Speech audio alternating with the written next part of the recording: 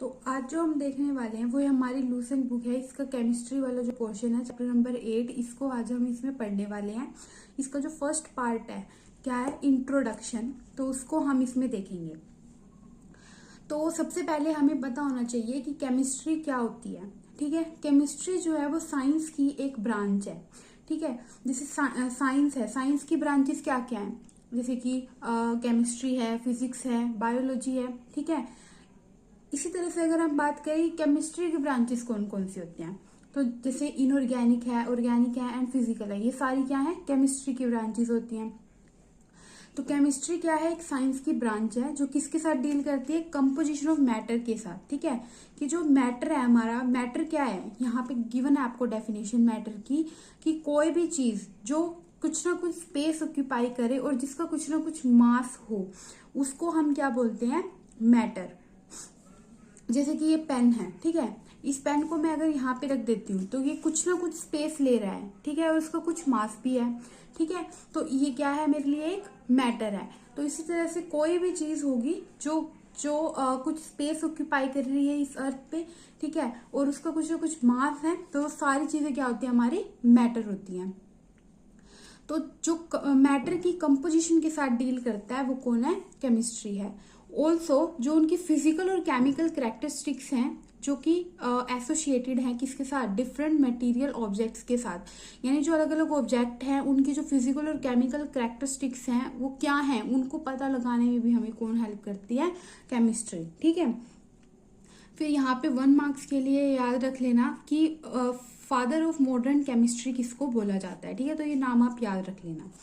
उसके बाद है सब्सटेंस एंड इट्स नेचर, क्या होता है। तो यहाँ पे हमने देख लिया कि मैटर क्या होता है। ठीक है, अब इसमें थोड़ा सा हिस्ट्री सी बता रखी है। देखो, जो अर्ली इंडियन फिलोसफर्स थे उन्होंने मैटर को क्लासिफाई किया 5 बेसिक एलिमेंट्स में। ठीक है, कि जो मैटर है उसको क्लासिफाई किया 5 बेसिक एलिमेंट्स में, जिनको पंच तत्व बोला जाता है, जैसे कि air, earth, fire, sky and water. इनके अकॉर्डिंग लिविंग और non living was made up of this 5 basic element. इनके अकॉर्डिंग क्या था कि कोई भी चीज, चाहे वो लिविंग है चाहे वो नॉन लिविंग है, वो इन्हीं 5 चीजों से मिलके बनी है।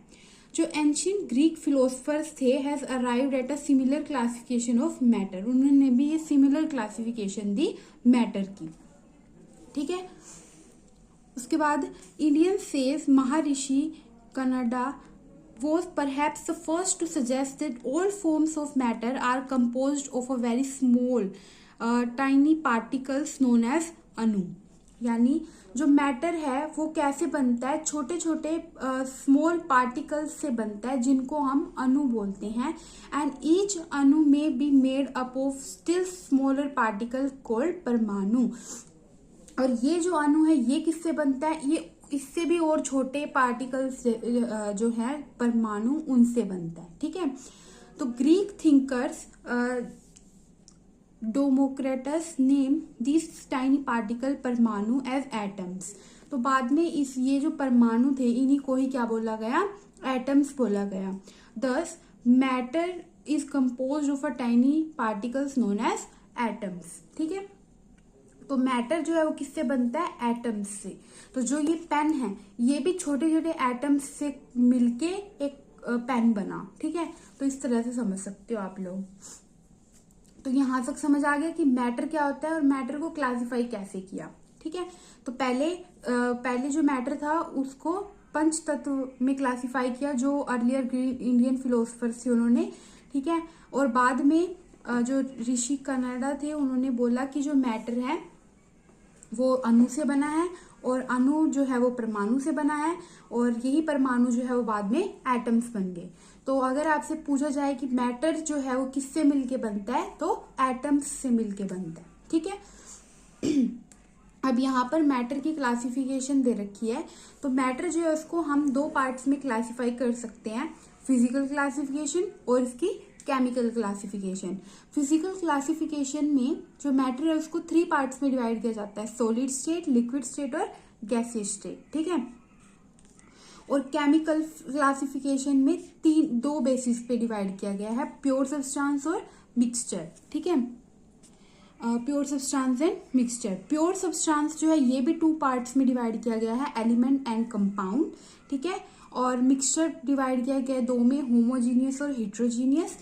एलिमेंट्स जो है ये भी 3 पार्ट्स में डिवाइड किया गया है, metallic, metalloids and non metallic. और जो कंपाउंड है ये भी 2 पार्ट्स में डिवाइड किए गए हैं, ऑर्गेनिक और इनऑर्गेनिक। अब इनको एक एक करके हम देखते हैं कि ये क्या है, तो आपको और अच्छे से समझ में आएगा। तो ये बेसिक एक क्लासिफिकेशन है कि मैटर को कितने पार्ट्स में डिवाइड किया गया है। अब सबसे पहले हम देखते हैं इसकी फिजिकल क्लासिफिकेशन, यानी सॉलिड, लिक्विड और गैसियस स्टेट में मैटर को डिवाइड किया गया है। ठीक है, तो वो अब हम पहले देखते हैं। तो सबसे पहले यहाँ पे गिवन है सॉलिड स्टेट। सॉलिड स्टेट क्या होती है? कोई भी चीज जिसकी डेफिनेट शेप है और डेफिनेट वॉल्यूम है। ठीक है, यानी डेफिनेट मतलब क्या है कि चेंज नहीं हो सकती, तो उसकी कोई एक डेफिनेट शेप है और डेफिनेट वॉल्यूम है। ठीक है, वॉल्यूम भी कम ज्यादा नहीं हो सकती, which means that it can not be compress on applying pressure. और अगर हम उसके ऊपर प्रेशर अप्लाई करें तब भी वो चेंज ना हो। ठीक है, तो वो हमारे पास सॉलिड होता है। ठीक है, जैसे कि मेरे पास ये पेन है। ठीक है, ये क्या है, इसकी शेप डेफिनेट है, मैं इसको कैसे मर्जी कर लूं, ऐसे ऐसे, तब भी ये ऐसी ही शेप का रहेगा और वॉल्यूम भी इसकी सेम ही रहेगी। और जब मैं इसमें प्रेशर भी लगा दूं तब भी इसका कुछ नहीं हो रहा है, तो इसका मतलब ये क्या है, सॉलिड है। ठीक है, तो कोई भी चीज जिसकी डेफिनेट शेप हो, डेफिनेट वॉल्यूम हो और कंप्रेस करने पर भी, अब प्रेशर अप्लाई करने पर भी उस पर कोई चेंज ना पड़े, तो उसको हम सॉलिड स्टेट बोलते हैं। और जो सॉलिड है ये कैसे होते हैं, हार्ड होते हैं और रिजिड होते हैं। Example metal, would, brick, copper, ये सारे क्या है हमारे पास, सॉलिड। ठीक है, सेकेंड हमारे पास आती है लिक्विड स्टेट। लिक्विड स्टेट क्या होती है, जिसकी डेफिनेट वॉल्यूम हो बट शेप डेफिनेट ना हो। जैसे कि मैं कोई वाटर लेती हूँ। ठीक है, एक गिलास में मैंने पानी लिया, आधा गिलास भरा मैंने उसको। ठीक है, अब वो गिलास में है। ठीक है, उसकी शेप कैसी हो गई, जैसी गिलास की शेप है वैसी हो गई। फिर मैंने उसी पानी को जब किसी कप में डाल दिया, ठीक है, किसी और शेप के कप में डाल दिया, तो क्या हुआ, वॉल्यूम तो उसकी उतनी ही रही, आधा गिलास पानी तो आधा ही रहा, बट जब मैंने उसको कप में डाला तो उसने कप की शेप ले ली। ठीक है, तो शेप चेंज हो रही है, बट जितना पानी लिया था वो उतना ही है। ठीक है, तो वॉल्यूम सेम रहेगी बट शेप सेम नहीं रहती है, तो उसको हम लिक्विड स्टेट बोलते हैं। ठीक है, this means that liquid can take up the shape of the container, मतलब वो उसी कंटेनर की शेप ले लेता है जिसमें हम उसको रख देते हैं। ठीक है, जैसे कि वाटर हो गया, मिल्क हो गया, ऑयल हो गया, ये सारे क्या हैं, लिक्विड हैं। ठीक है, फिर आता है गैसियस स्टेट।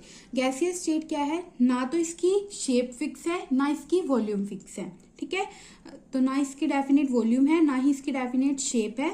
और जब हम इसमें it can be compress to large extent on applying pressure, but इस पे हम प्रेशर अप्लाई करके हम इसको कंप्रेस कर सकते हैं। And also take the shape of the container, जिसमें हम इसको रखेंगे उसी की शेप ये ले लेते हैं। ठीक है, जैसे कि हवा है। ठीक है, उसको हम बैलून में भर के उसको कंप्रेस भी कर सकते हैं। ठीक है, कंप्रेस कर सकते हैं ना, और जिसमें उसको रखेंगे हम वो उसी की शेप ले लेगा। ठीक है, जैसे कोई एक खाली कंटेनर है तो उसमें क्या है, कुछ नहीं है, तो उसमें हवा तो है ही, तो वो उसमें हवा की कंटेनर की शेप ले रहा है।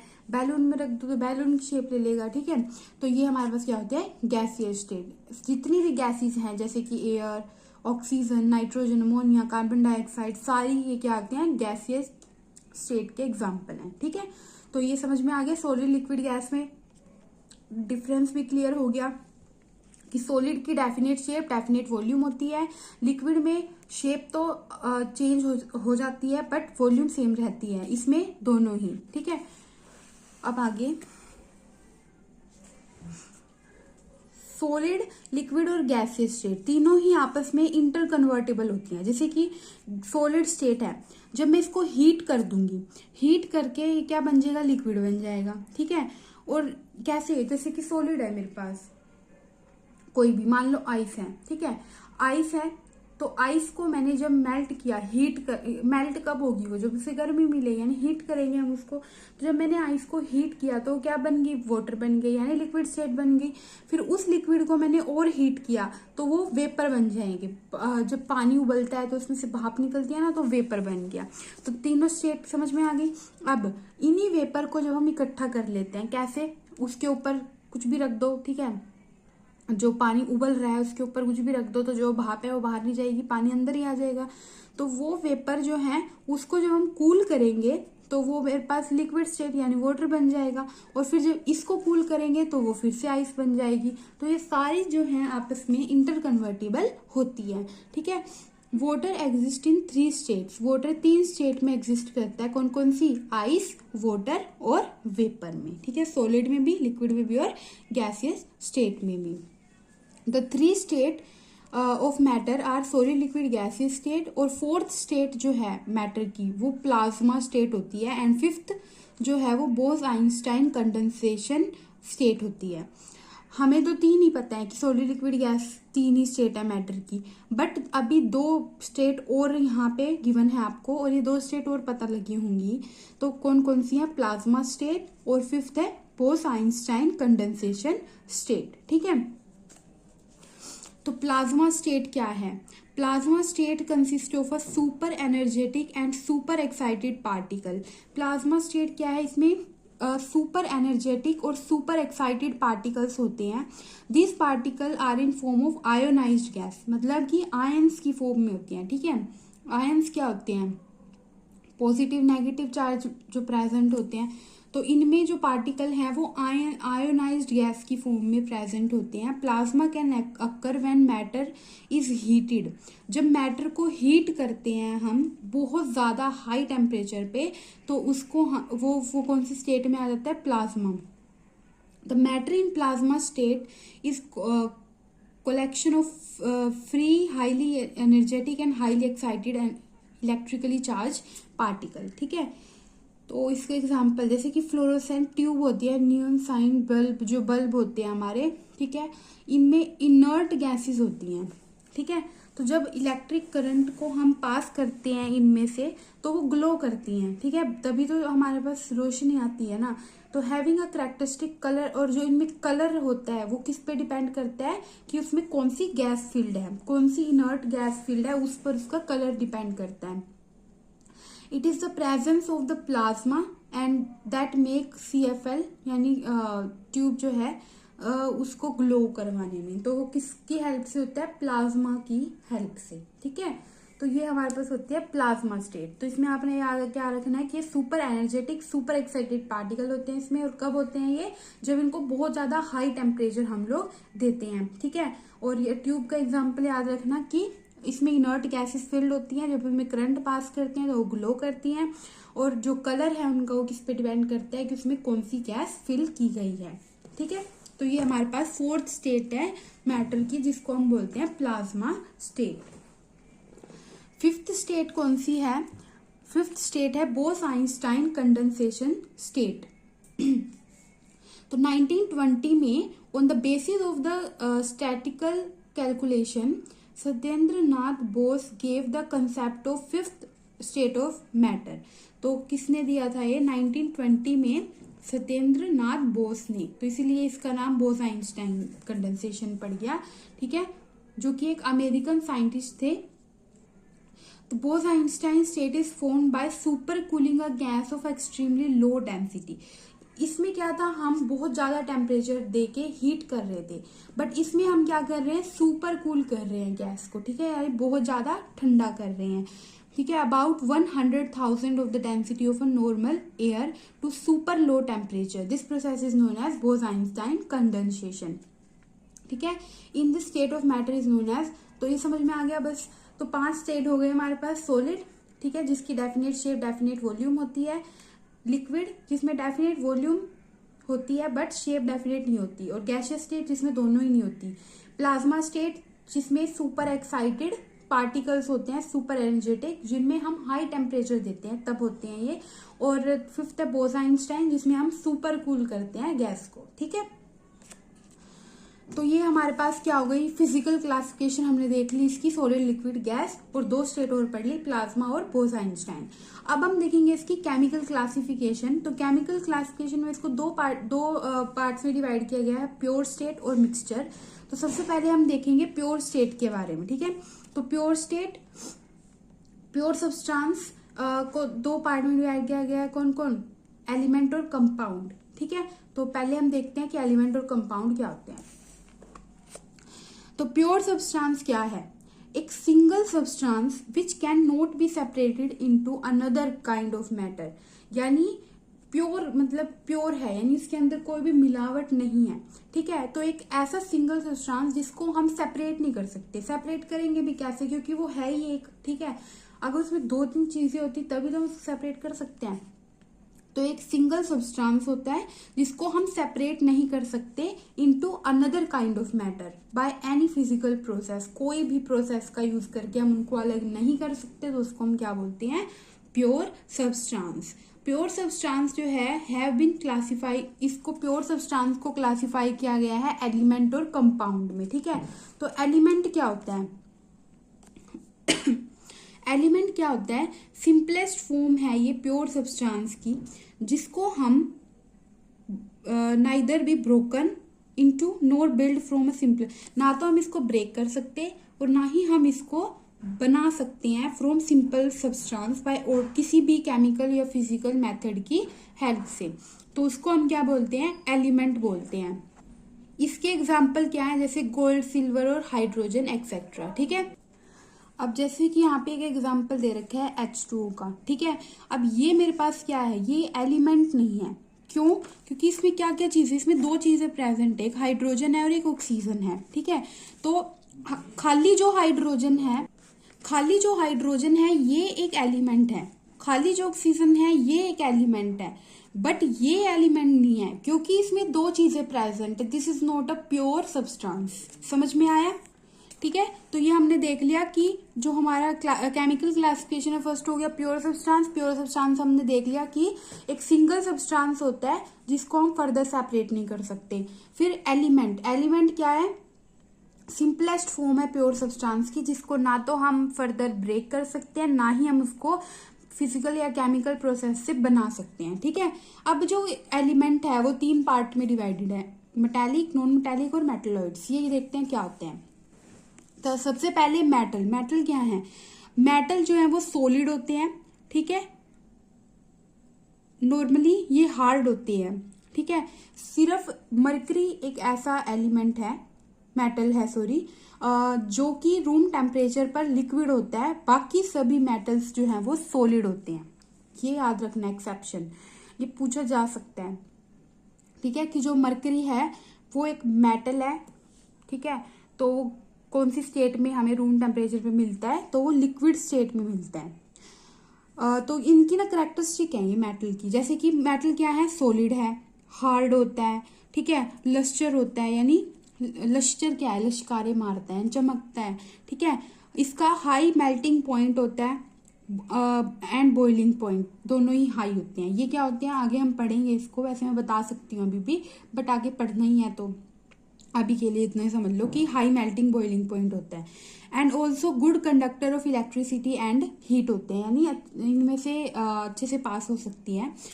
फिर है the conductivity of metal decrease with increase in temperature. तो जो जैसे जैसे हम टेम्परेचर को बढ़ाते जाएंगे, ठीक है, सपोज कर दो कि हम टेम्परेचर बढ़ा रहे हैं, तो वैसे ही वैसे उसकी कंडक्टिविटी जो है वो डिक्रीज होती रहेगी। किस वजह से, due to vibration of a positive ion at their lattice point, क्योंकि जो उसमें पॉजिटिव आयंस प्रेजेंट है ना लैटिस पॉइंट पे, वो वाइब्रेशन करते हैं, ठीक है। तो ये मेटल हो गया। अब नॉन मेटल में इसका अपोजिट देखो, अपोजिट है मेटल का, ठीक है। They do not possess lustre, इनमें लस्टर नहीं होता, ठीक है। पुअर कंडक्टर होते हैं इलेक्ट्रिसिटी के, ठीक है। एक्सेप्शन देख लेना है साथ में, exception iodine, exception graphite, and they are not malleable and ductile, ठीक है। मेलेबल और डक्टाइल पता है आप लोगों को क्या होता है, यानी हम इनको जैसे मेटल है, ठीक है, गोल्ड है, गोल्ड क्या है, एक मेटल है, ठीक है। तो गोल्ड एक मेटल है, उससे हम काफी सारी चीजें बना लेते हैं, जैसे कि ज्वेलरी वगैरह, ठीक है। तो वो कैसे बनती हैं, हम उसको बीट करके, ठीक है, उसकी शीट, थिन शीट भी बना सकते हैं, ठीक है, और उससे हम वायर भी बना सकते हैं। तो ये इनकी प्रॉपर्टी होती है मैलिएबल और डक्टाइल, ठीक है। तो बट नॉन मेटल में ऐसा नहीं होता, ठीक है। तो ये इनके एग्जाम्पल जैसे गोल्ड, सिल्वर, कॉपर, ये सब। और नॉन मेटल जैसे hydrogen, carbon, oxygen, nitrogen, sulphur, ये सारे नॉन मेटल होते हैं। फिर आता है मेटलोइड्स। मेटलोइड्स जो होते हैं, इनकी कॉमन प्रॉपर्टी होती है, इनमें कुछ मेटल की प्रॉपर्टी होती है, कुछ नॉन मेटल की प्रॉपर्टी होती है, दोनों का मिक्सचर होता है बेसिकली। तो इसका एग्जाम्पल है आर्सेनिक, एंटीमोनी और बिस्मिथ, ठीक है, एक्सेट्रा। तो ये हमारे पास हो गया मेटल, नॉन मेटल और मेटलोइड्स क्या होते हैं। तो अभी तक हम लोगों ने क्या क्या देख लिया, क्लासिफिकेशन पे आ जाते हैं दोबारा से। तो अभी तक हम लोगों ने देखा कि फिजिकल और केमिकल फिजिकल क्लासिफिकेशन में सॉलिड क्या है, लिक्विड स्टेट क्या है, गैसियस स्टेट क्या है, हो गया। अब केमिकल में प्योर सब्सटेंस देख लिया, एलिमेंट देख लिया, एलिमेंट की फर्दर 3 क्लासिफिकेशन है वो भी हमने देख ली। अब हम देखेंगे कंपाउंड क्या होता है, और कंपाउंड जो है 2 तरह के होते हैं, ऑर्गेनिक और इनऑर्गेनिक। ये क्या होते हैं, ये अब हम देखने वाले हैं। तो कंपाउंड क्या होता है देखते हैं। कंपाउंड क्या है, compound is pure substances that are composed of 2 और मोर डिफरेंट एलिमेंट, जिनमें 2 या 2 से ज्यादा एलिमेंट प्रेजेंट होते हैं। जैसे मैंने यहाँ पे एग्जांपल दिया था ना आपको H2O का, तो ये H2O क्या है, एक कंपाउंड है, ठीक है। H2O क्या है, एक कंपाउंड है। बट इसमें जो हाइड्रोजन है, सिर्फ हाइड्रोजन की बात करें या सिर्फ ऑक्सीजन की बात करें, तो ये हमारे पास एलिमेंट है, ठीक है। ये क्या है, एलिमेंट है, और ये पूरा क्या है, कंपाउंड है। तो ये भी एक प्योर सब्सटेंस ही है, बट इसमें 2 या 2 से ज्यादा एलिमेंट प्रेजेंट होते हैं, फिक्स प्रोपोर्शन में प्रेजेंट होते हैं बाय मास। और इनकी जो प्रॉपर्टीज हैं कंपाउंड की are entirely different from those of elements from which it is made, यानी जिनसे ये बना है। जैसे ये हमारे पास हाइड्रोजन से बना है और ये हमारे पास ऑक्सीजन से बना है, इनकी जो प्रॉपर्टीज हैं वो इसकी प्रॉपर्टी नहीं होंगी, वो अलग होंगी, ठीक है। इनकी अपनी कुछ अलग प्रॉपर्टीज हैं। अब जो ये दोनों मिलके बना रहे हैं, इसकी कुछ अलग प्रॉपर्टीज हैं, ठीक है, ये कहना चाहता है ये, ठीक है। एग्जाम्पल मैंने आपके बताई दी इसकी, water, sugar, salt, chloroform, alcohol, ether, etcetera. अब जो कंपाउंड है इनको भी फर्दर 2 पार्ट्स में डिवाइड किया गया है, ऑर्गेनिक और इनऑर्गेनिक कंपाउंड्स। ऑर्गेनिक कंपाउंड्स क्या होते हैं, जो कि हमें लिविंग सोर्सेज से मिलते हैं, और इनऑर्गेनिक जो कि हमें नॉन लिविंग सोर्सेज से मिलते हैं, ठीक है। The term organic is now applied to hydrocarbon and their derivatives. जो भी हाइड्रोकार्बन होंगे और उनके डेरिवेटिव होंगे, देखो हाइड्रोकार्बन, ठीक है, मतलब जिसमें हाइड्रोजन है और कार्बन है, इनसे मिलके जो भी कंपाउंड बनेंगे वो सारे हमारे पास क्या होंगे, ऑर्गेनिक कंपाउंड होंगे। जैसे कि मेरे पास जैसे कि हमारे पास कोई हाइड्रोजन और कार्बन है, मान लो मैंने CH4 बना दिया, ठीक है। तो ये मेरे पास एक कंपाउंड बन चुका है, ठीक है। ये क्या है, एलिमेंट है, इन दोनों ने मिलकर क्या बनाया, एक कंपाउंड बनाया, ठीक है। तो जो ये हाइड्रोकार्बन, इसको हम हाइड्रोकार्बन ही बोलेंगे क्योंकि इसमें एक हाइड्रोजन है और कार्बन प्रेजेंट है, ठीक है। तो ये है, इसके जो भी डेरिवेटिव्स होंगे, यानी इनसे मिलके और भी जो कंपाउंड बनेंगे वो उनके डेरिवेटिव होंगे। तो ये सारे जो भी